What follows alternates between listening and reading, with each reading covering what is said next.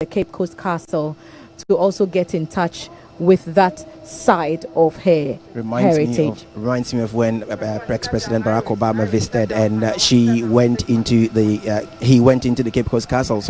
And in there you saw that photograph which went viral of how humble he looked at the time, seeing the chains and the shackles that many thousand men and women were bounded in and shipped across the Atlantic to the United States. Remember, Alan, that America is also going through its own times with regards to racism and bringing people of minority backgrounds also up to be equal and treated the same, whether they are accessing healthcare or whether they are just walking into the shop to buy something.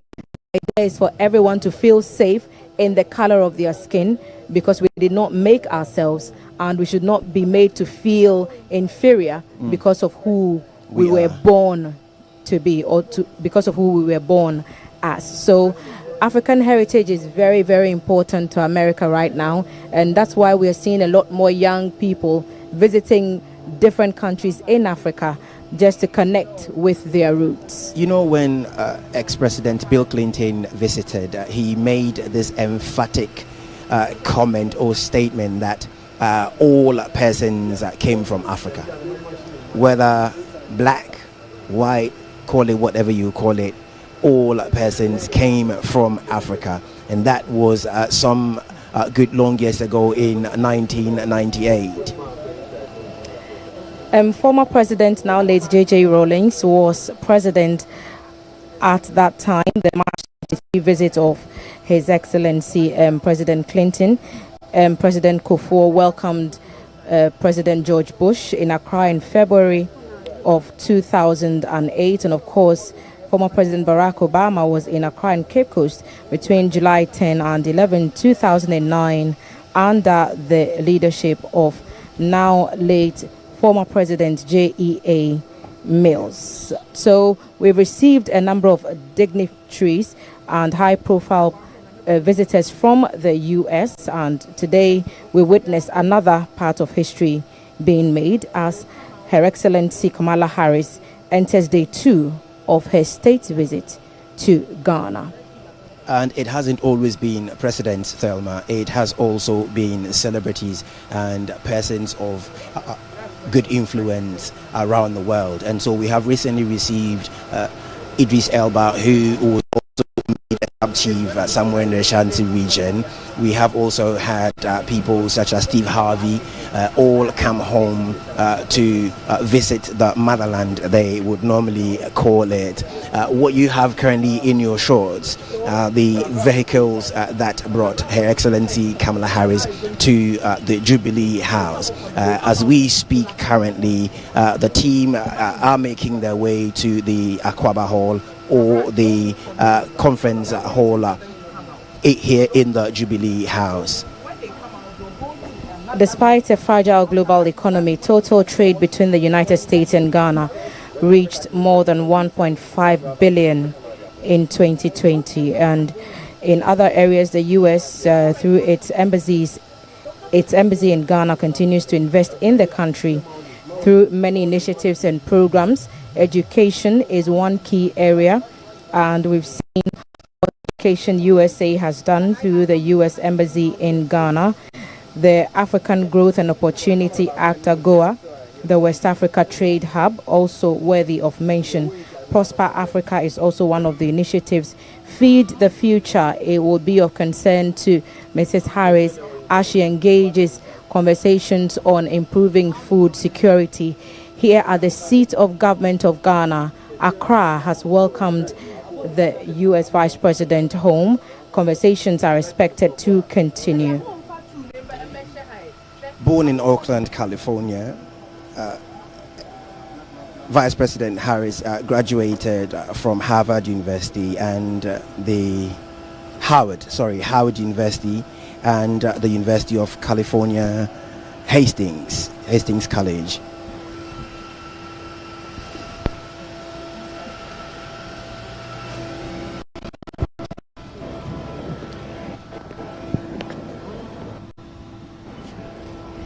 We expect that very shortly we should be seeing some more scenes from inside the Jubilee House, where the talks will continue. We understand that the president will spend a few minutes with the visiting vice president, after which they will address the media in the banquet hall of the seat of government right here in Accra. In the meantime, the focus of the visit is for the U.S. to continue to extend its strong economic ties with the continent, and this will not be the vice president's final port of call. Instead, it is her first stop on a three-leg tour to also touch Tanzania and Zambia.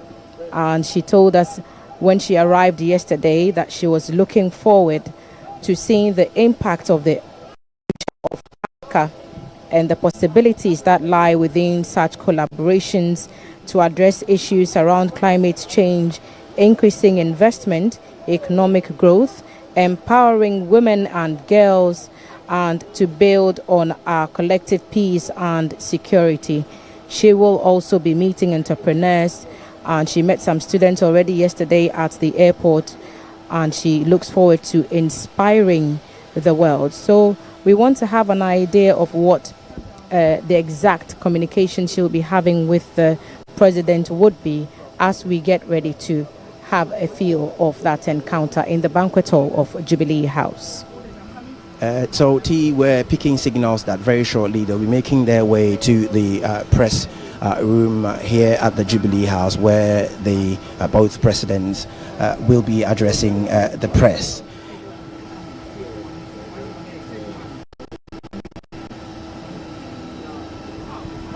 But before that, there will be, as we understand it, a little tete-a-tete between the two presidents before the president and the vice president, before they will head to the conference room where the press will be addressed.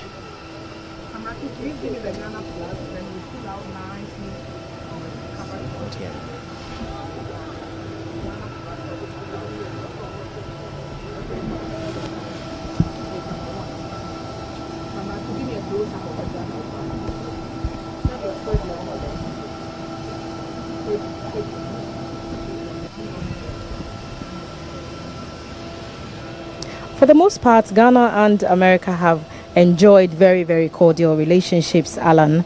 But for a brief stint at the time of when things appeared to be taking a non-mutual turn, we have righted the wrongs, and both sides have remained committed to ensuring that these cordial relations continue to blossom. Indeed, Ghana was the first country to which the United States Peace Corps volunteers were sent in 1961, and we continue to explore those bilateral ties even more. We are signatories, the two countries, so Accra and Washington, signatories to some 20 agreements and treaties covering a number of areas, including agricultural commodities, aviation, defense, economic and technical cooperation, education.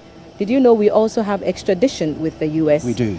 And on telecommunications and other areas, we also continue to foster strong international and bilateral